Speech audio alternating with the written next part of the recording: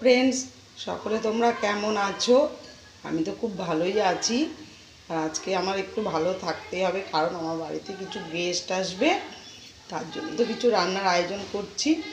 দেখো আমি কী কী করছি। যে করে নিয়েছি একটু আলু ভাজা, আর এদিকে নিয়েছি পাবদা মাছ ভালো করে কেটে নুন হলুদ মাখিয়ে রেখেছি। এদিকে নিয়েছি খাসির মাংস, আর হবে টক ডাল আম দিয়ে। এই ডালটাকে আমি ফোড়ন দিয়েছি, সর্ষে শুকনো লঙ্কা ফোড়ন দিয়ে দিয়েছি।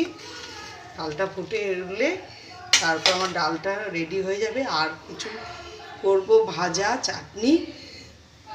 তোমরা পুরো ভিডিওটা দেখতে থাকো, আমি কী করে এই রান্নাগুলো সব করব। পাবদা মাছটা ভাজার জন্য কড়াইতে সর্ষের তেল দিয়ে দিয়েছি। তেলটাকে ভালো করে কড়াইতে একটু ছড়িয়ে নিচ্ছি। এবার মাছগুলোকে আমি ঢাকা দিয়ে দিয়ে ভেজে নেব। পাবদা মাছও খুব হাতে তেলের দিকে আমি আস্তে আস্তে করে ভেজে নেব।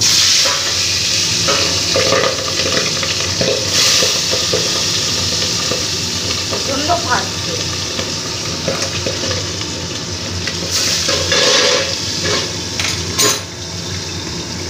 মাছগুলোকে ভালো করে ভেজে নিয়েছি।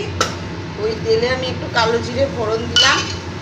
ফোড়নটাকে একটু নেড়ে নিয়ে তারপর আমি পোস্ত, অল্প একটু পোস্ত আর কাঁচা লঙ্কা একসাথে বেটে রেখেছি, পোস্তটাকে দিয়ে দিলাম। তার মধ্যে নুন হলুদ দিয়ে দিলাম, আর দুটো সেরা কাঁচা লঙ্কা দিয়ে মশলাটাকে কষিয়ে নেব। ভালো করে কষিয়ে নিয়েছি।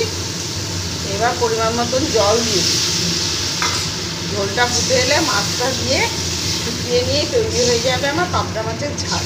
ঝোলটা ফুটে গেছে। এবার মাছগুলোকে আমি ছেড়ে দিয়ে ওপর থেকে একটু ধনেপাতা কুচি দিয়ে দেবো।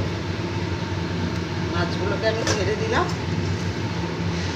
ধনেপাতা কুচি দিয়ে আমি নামিয়ে নেব। ভালো করে একটু ফুটে উঠলেই ঝোলের সাথে তারপর আমি নামিয়ে নেব। পাবদা মাছ দেখো আমার রেডি হয়ে গেছে। এইদিকে আমি কড়াইতে সর্ষের তেল দিয়ে দিয়েছি। মাংসের আলুগুলো ভেজে নেব। আর আমি এই মাংসটাকে 1 ঘন্টা আগে ম্যারিনেট করে রেখে দিয়েছি।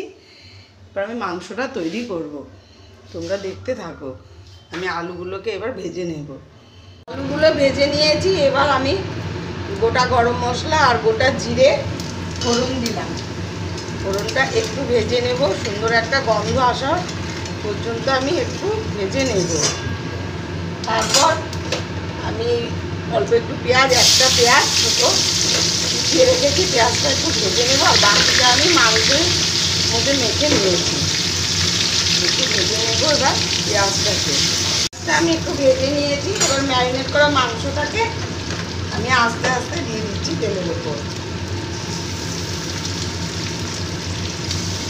মাংসটা দেখো খুব ভালো করে আমার কষানো হয়ে গেছে।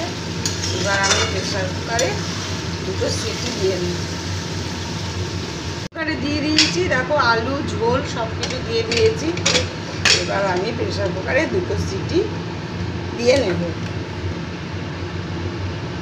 দেখো আমার খাসির মাংসের ঝোল রেডি হয়ে গেছে। প্রেসার কুকারে আমি 2টো সিটি দিয়ে নিয়েছি। আমার খুব সুন্দর করে সেদ্ধ হয়ে গেছে। আর দেখো কালারটাও খুব সুন্দর এসছে। রেসিপি দুটো তোমাদের কেমন লাগলো তোমরা জানাবে।